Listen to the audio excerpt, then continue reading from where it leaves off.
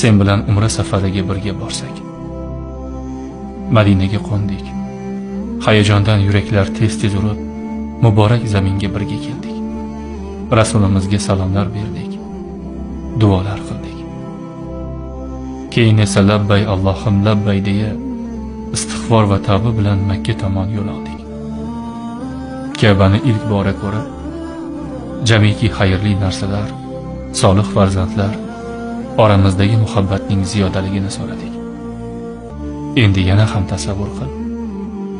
Alloh umramizni qabul qilib, solih bandalari qatorida jannatiga kirgizsa, qo'l ushlashib jannat tomon yurib borsak. Ey bir-birini xolis Alloh uchun yaxshi ko'rganlar, ey solih bandalar, juftingiz bilan jannatga kiringlar deyilsa, tasavvur qilgina. Bundan ortiq baxt bormikan?